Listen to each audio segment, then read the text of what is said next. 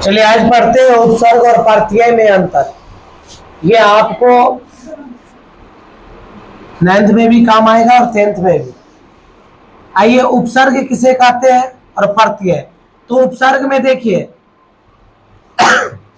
आपसे यदि कोई पूछे उपसर्ग किसे कहते हैं और प्रत्यय किसे कहते हैं, तो उपसर्ग में इसका ट्रिक है, कभी भी नहीं भूलिएगा उसका ट्रिक क्या। उपसर्ग में देखिए प है, उपसर्ग में क्या है प, और प से क्या होता है पहले, प से क्या होता है पहले। तो उपसर्ग में, उपसर्ग उस शब्दांश को कहते हैं जो शब्द के पहले लगकर अर्थ में परिवर्तन कर देता है, उसे उपसर्ग कहते हैं।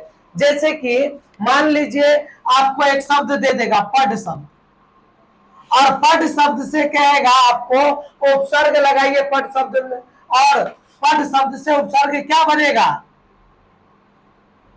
अनपढ़। क्योंकि क्या है, उपसर्ग का परिभाषा क्या है, उपसर्ग उस शब्दांश को कहते हैं जो शब्द के पहले लगकर अर्थ में परिवर्तन कर देता है, उसे उपसर्ग कहते हैं। तो जैसे कि ये पढ़ शब्द से जैसे ही उपसर्ग बनाएंगे तो उसमें क्या लगाएंगे अन, और ये अन क्या हो जाएगा उपसर्ग।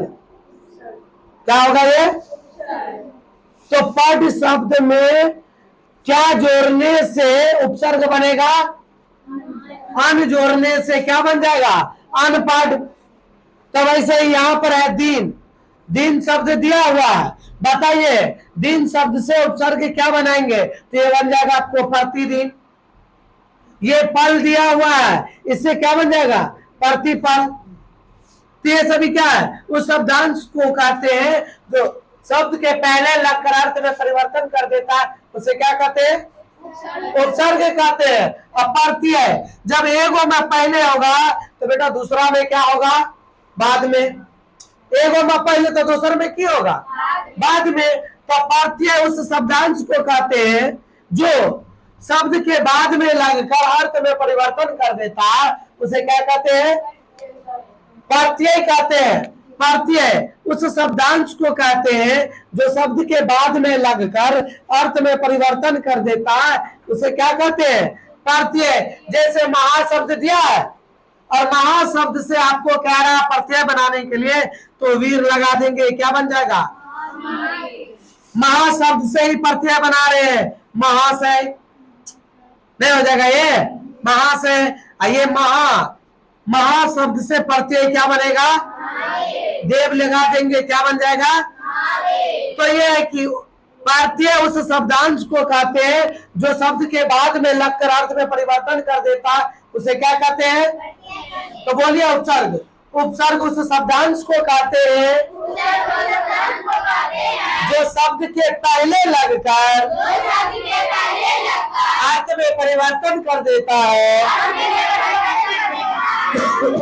उसे उपसर्ग कहते हैं। प्रत्यय उस शब्दांश को कहते हैं जो शब्द के बाद में लगकर अर्थ में परिवर्तन कर देता है, उसे क्या कहते हैं प्रत्यय और उपसर्ग में अंतर समझ गए।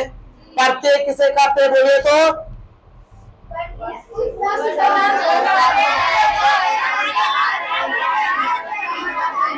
उपसर्ग किसे कहते हैं